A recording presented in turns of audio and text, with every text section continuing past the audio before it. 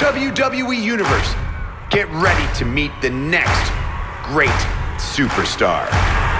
Welcome to Top 10 Beyond the Screen. I'm your host, Johnny Rogers, and in today's video, we'll be breaking down some of the most cringe-worthy Netflix films of 2020. But before we get into that, if you don't want to miss another daily video from us, make sure you tap that subscribe button to join our notification squad. Now, without any further delay, let's get right into today's list of the top 10 worst Netflix movies of 2020.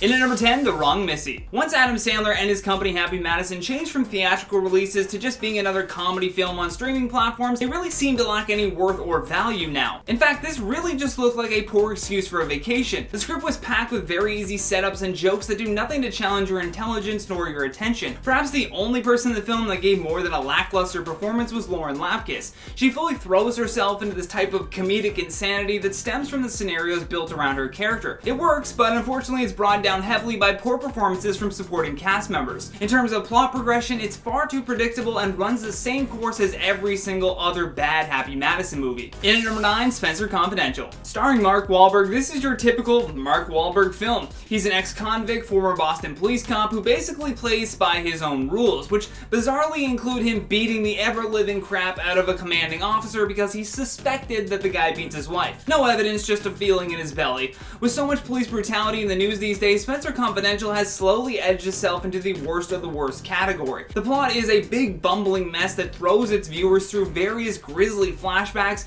and the story ultimately will leave you with some serious deja vu. It's as if they took a copy of what an action script looks like, just lazy writing that leads to a film you'll probably put on as background noise. In at number 8, Feel Good. Recovering addict and comedian May tries to control the addictive behaviors and intense romanticism that permeate her life. Her efforts are then complicated by a new and all-consuming relationship with her girlfriend George. Also, do not be confused by the title. Feel Good is both a comedy and a drama, and certainly will not make you feel good at times. It does, however, offer a dynamic that allows for some fascinating introspection. As George battles with the fluidity of the sexuality spectrum, May struggles with her gender identity. While they're supposed to be love interests, May and George's relationship comes across as simply a vehicle specifically engineered to explore the things that I mentioned earlier, rather than just having a genuine romance that speaks for itself. Their performances are not terrible by any means, but there certainly is more awkward scripting moments that come off as not believable. In at number 7, Love, Wedding, Repeat. Love, Wedding, Repeat is the latest rom-com to hit Netflix, but unfortunately you won't love, you won't want to be bonded to, and you won't ever want to repeat this viewing experience ever again. It has moments of being a charming wedding farce until the incomprehensible twist that hits about 40 minutes before the ending. Although Love, Wedding, Repeat is not nearly as confusing as it is purely just lazy. With a better script that actually took the time to tell its audience why it's leading into the cosmic and supernatural,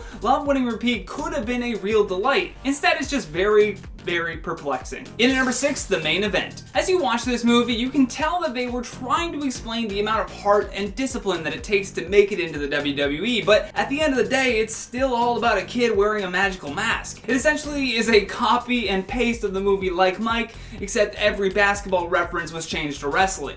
In the film, an 11-year-old superfan named Leo gains super strength from this mask that he uses to become a wrestling phenom. This fantasy film from director Jay Karras, as harmless as it may be, becomes so over the top when it gives these abilities to one lucky preteen, instead of making a film about the hard work that is intrinsic with wrestling.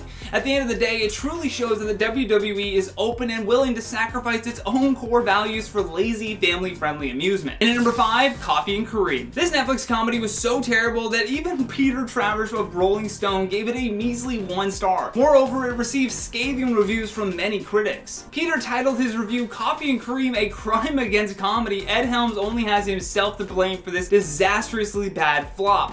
I mean, oof, right? Like, what? That's a savage take. I don't even think I can be that mean. What's really bad about this movie is that we have so many better things to compare it to, so it always falls short. In fact, even Stuber was able to do a better job with their mismatched buddy cop duo movie. Coffee and Cream, on the other hand, feels like a clumsily put together action film with any ounce of clever dialogue just being thrown out the window. They tried too hard to pay homage to the older genre of action films in a humorous way that just leaves nothing for audiences. And by nothing, I mean this shouldn't even even be considered a movie. And at number 4, The Letter for the King. The Letter for the King will certainly have a more forgiving audience with younger viewers, especially if they don't recognize all of the dramatic beats that are coming. Plus, the character details and general plot directions are just far too predictable. As far as quests go, the movie will test the limits of distracting you with entertainment that is too familiar to be fun. An element of magic is thrown into the movie, which includes a jaw-dropping battle at the climax that looks like it was inspired by a video game. Sadly, even with all of the magic, the film is dominated by mediocrity. Overall, the film tries to be different while being all too familiar and therefore pales in comparison to the fantasy stories that we're used to seeing. In at number 3, The English Game. The English Game depicts the early origins of football and how it united players from across different socioeconomic backgrounds. The critics did not hold back with their reviews though, calling it a middling and joyless series. Lucy Mangan, who writes for The Guardian, said, "The latest infection site is The English Game. It is about football, it is about the inflection point in the game when it went from being one codified and played by pashos to one that was dominated by and united the common man. It is Downtown Abbey for the boys. It is terrible." That is, if they could just take that comment out, it is Downtown Abbey for the boys. It is terrible. Yikes, that's a bad review. In at number 2, A Fall from Grace. Coming in at a stunningly low 70% rating on Rotten Tomatoes, A Fall from Grace is Tyler Perry's first movie for Netflix, which also may be why it feels like it lacks a certain amount of polish that usually happens with his prolific films. While the performances are stronger and the narrative is better than some of his other previous films,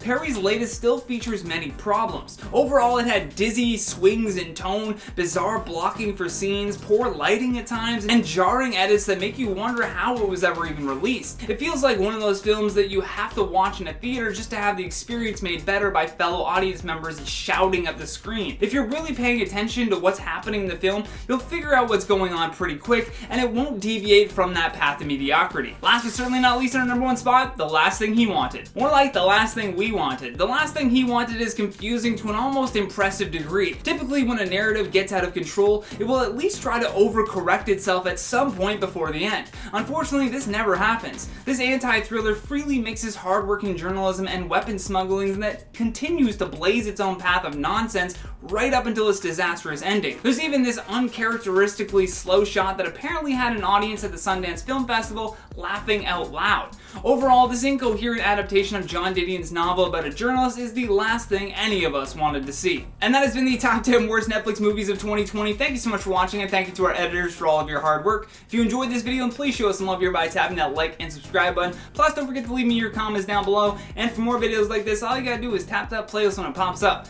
From Top 10 Beyond the Screen, my name is Johnny Rogers, saying until next time, stay classy.